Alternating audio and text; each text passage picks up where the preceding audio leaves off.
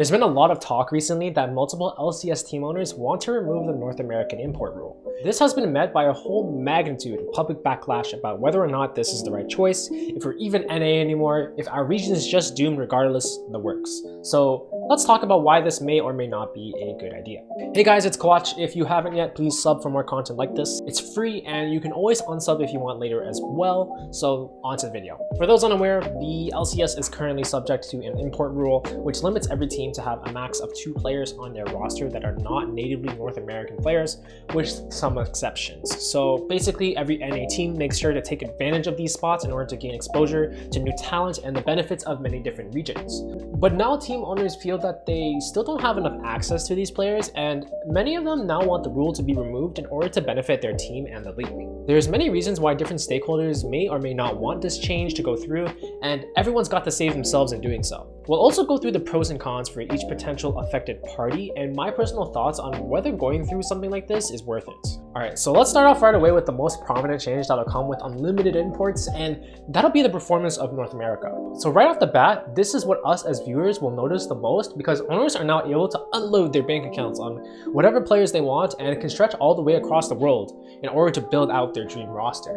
There could be some pretty hilarious combinations as well, since we have to consider the fairly strong possibilities that there will be full foreign teams just straight imported from other leagues. For any old players out there, in 2014, the LCS once had a team called LMQ that consisted completely of 5 Chinese players, and that was basically a direct import team from the LPL. Although they were considered a middle-of-the-pack team while in China, they got quite comfortable in their time in North America, coming 3rd in the 2014 LCS Summer Split and stamping their ticket to the World Championship. Considering that the LCS is already super full of foreign players already, I honestly question whether or not this would be the best move for NA to perform better at Worlds. So many players are either current imports or have been grandfathered through the old LCS system that it honestly doesn't seem like we're making much ground regardless. Whether we have imports or not, it seems that we've just been stuck year after year. NA has successfully been the black hole of imports because there's been countless players that we've managed to yoink from other regions, but we still somehow find no success with them. A large amount of players that have been imported into the NA system basically aren't even imports anymore regardless. As an import, after playing for an extended period of time in NA, you'll eventually become an NA resident player, so you no longer take up an import slot. Turns out, once you play in NA for long enough, apparently your skills also become converted like an NA player's, so there's basically no point for you to be an import in the first place. Another important aspect of removing the import rule is the topic of North Americans not being interested in the league anymore. The league is just absolutely full of players that aren't from North America. Many viewers may not be able to recognize any homegrown talent. And if viewers don't see a healthy ecosystem of new North American talent cycling through over the years, they may lose the connection they have with the league and don't find it enjoyable to identify with or watch. There's no point of NA winning Worlds if the NA team that won Worlds was just a Korean team with an NA jersey on. Some people will still enjoy the fact that NA won, but there's a lot of people that feels like it's kind of ingenuine. But you know another undeniable thing that probably drives away North American fans? Losing. NA is the laughingstock region in League of Legends, and it's fairly justified.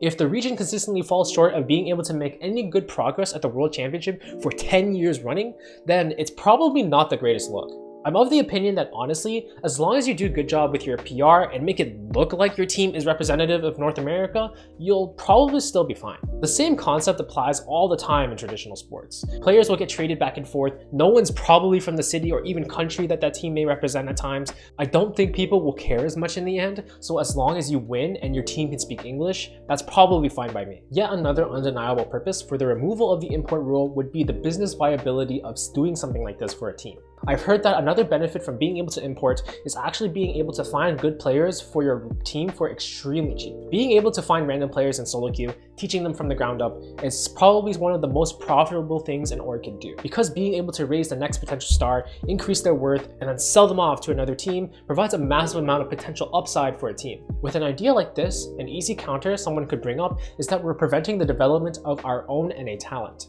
This is actually a good point to bring up, but would only apply if we really had any talent to begin with. Now, this is no shot to any of the hardworking homegrown NA players that we do have in the league, because I'm grateful for each and every one of you guys, but the amount of talent we do have in the ecosystem is just so few and far between, and it's just so hard to justify. I expect that in the coming years that this dynamic will come to change in the future, because a lot of the current LCS orgs are focusing on bringing up new talent by experimenting with their academy teams, bringing on new staff and ways to help new players progress, and I have a lot of respect for that.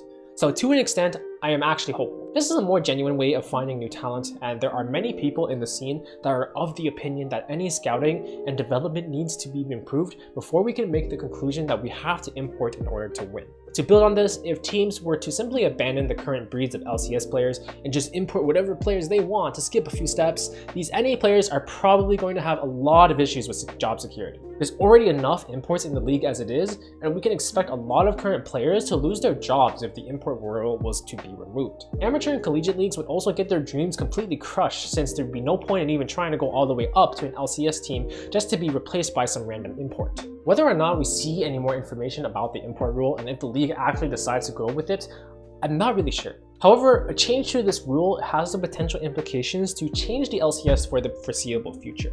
Thanks for sticking around for this video, guys, and I'll catch you in the next one. Stay fresh.